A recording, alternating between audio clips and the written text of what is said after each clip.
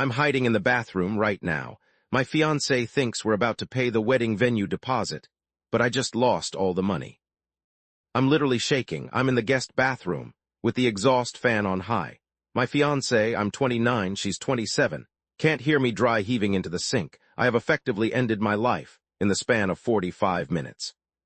We've been saving for 3 years for this wedding. No vacations, eating ramen, picking up overtime. We finally hit our target last week. $38,000 sitting in USDC. It was safe. It was ready. But last night, the devil on my shoulder woke up. I kept staring at the charts, seeing Seoul ripping to new highs. The logic was twisted, but felt so clear at 2 a.m. If you just catch one 5% move on 20x leverage, you can pay for the wedding entirely and keep the original savings for a house down payment. I didn't want to steal. I wanted to surprise her. I wanted to be the provider. I moved the funds to my futures account. I went all in. For the first 15 minutes, I was God. I was up $6,000. I visualized showing her the account balance over breakfast. Look, babe, the wedding is free. I told myself I'd close the trade at 10K profit. Then the trend reversed. It wasn't a slow bleed. It was a violent flash crash. A massive red candle wiped out the order book in seconds. My phone buzzed in my hand like a bomb. Margin ratio, 98%.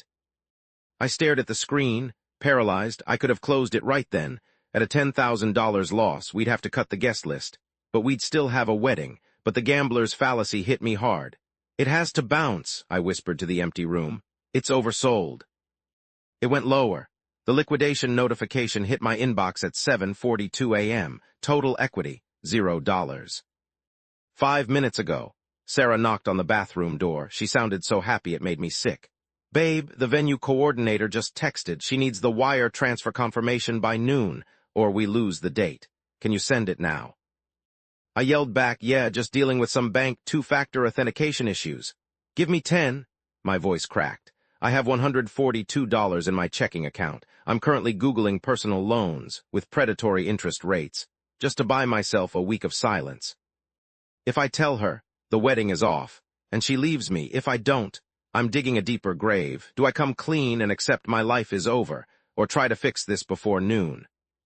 What would you do in this situation? Tell the truth, or try to fix it? Comment below. I'm sitting at dinner, realizing the man who stole our house deposit is right across from me. I'm a 30-year-old man, and I'm currently hiding in the bathroom.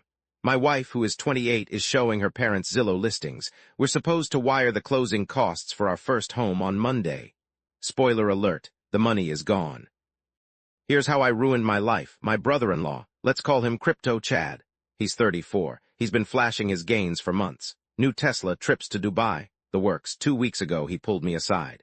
He told me about a guaranteed 10x presale. It was on a new token on the Solana chain. He said, bro, this is how you pay off the mortgage before you even sign it.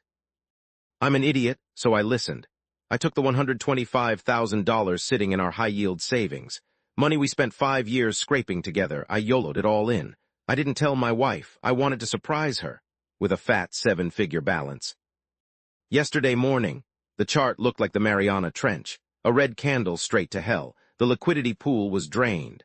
$125,000 turned into $43.60 in 12 seconds. I threw up in my trash can, but that's not even the worst part. I spent the last 24 hours obsessively tracking the wallet addresses on the blockchain. I followed the money trail of the dev wallet, the one that dumped on everyone. It funneled through a mixer, but they got lazy with the gas fees. The final destination wallet, it's the exact same address Chad sent me 6 months ago to pay him back for a bachelor party trip. He didn't just give me a bad tip. He was the dev. He used my life savings as his exit liquidity. Now I'm sitting at Sunday dinner. Chad is across from me, wearing a new Rolex, eating a steak. He's talking about how volatile the market is and how he feels bad for the paper hands. My wife is looking at him with admiration. I have the Etherscan transaction printed out in my pocket. If I put this on the table, I destroy the entire family. His parents will disown him. My wife will be devastated. It's nuclear war if I don't. I have to explain to my wife why we're homeless on Monday, without admitting her golden boy brother stole it. I'm about to walk back into the dining room. Do I flip the table or apply to Wendy's? What would you do in this situation? Comment below. My best friend threw out my dead grandma's antiques. Then she acted like *I was the crazy one. So am I the a-hole? Here's what happened. I'm a 26-year-old woman. 6 months ago, I inherited my grandmother's Victorian home. It's in a very expensive part of the city, and it's fully paid off. My best friend, Maya, who is also 26, was struggling with student loans. So I offered her the master suite for just $400 a month. A studio in this neighborhood goes for $2,200. There was only one rule. Don't touch the antique furniture in the dining room. It was my grandma's pride and joy, imported from Italy in the 60s. Last week I went on a work trip to Seattle. I came home a day early to surprise Maya for her birthday. When I walked in, my jaw hit the floor. The dining room was empty. My grandmother's hand-carved mahogany table and the matching hutch were gone. In their place, 2 massive neon-LED gaming desks and a stained futon. Sitting there was Maya's boyfriend, Kyle, who I barely know. He was eating cereal out of a pot. I screamed.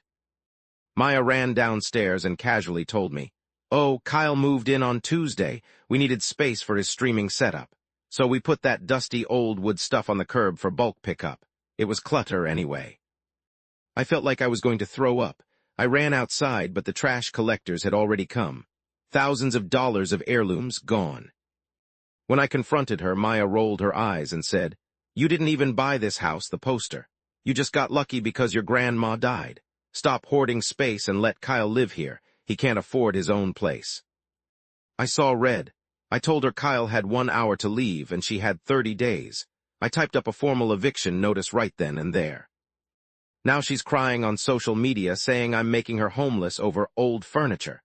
She also says I'm abusing my unearned privilege. My phone is blowing up with people saying I should have just asked them to replace it instead of kicking her out. But she threw away my family history like it was garbage. So am I the a-hole for evicting her, or is she the crazy one? Tell me what you think. I turned our life savings into almost $300,000. An hour later, my husband walked out.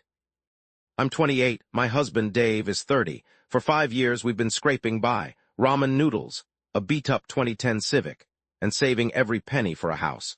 We finally hit $12,000 in our joint savings in January. Here's where I messed up. I saw the signs of a massive short squeeze on a tech stock. I got swept up in the hype. Without telling Dave, I transferred our entire $12,000 into a brokerage account. I went all in. For 2 months, I was sweating bullets. The stock dipped. We were technically broke, but I held. Then last Tuesday, the Civic died. Dave went to pull $800 for the mechanic. He saw the balance. $5. He came home shaking. His face was pale. He asked, "Sarah, where is the money? Did we get hacked?" I had to confess. I told him I invested it. He looked at the ticker. It was down 60%. Our $12,000 was worth $4,800. He screamed, "You gambled our future on a meme." He slept on the couch for 3 days. He wouldn't speak to me. Then yesterday happened. The miracle, the squeeze triggered. The stock halted 4 times. It went parabolic. I watched the numbers tick up. 20,000, 50,000, 100,000. I held through the volatility. At 2:00 p.m., I sold everything at the absolute peak. Final balance, $285,400. Dave came home today to discuss a trial separation. I turned the laptop around. I said, "Look, we can buy the house in cash. We're free." I expected tears of joy. Instead, he went cold. He said, "You stole from me. You risked our survival on a casino bet. The fact that you won doesn't mean you didn't betray me." He left to stay at his brother's. I'm sitting here with $250,000 and no husband. He says he can't trust me with our life anymore. But I literally secured our future. Am I wrong for thinking the result justifies the risk? So am I the a-hole, or is he? Let me know what you think.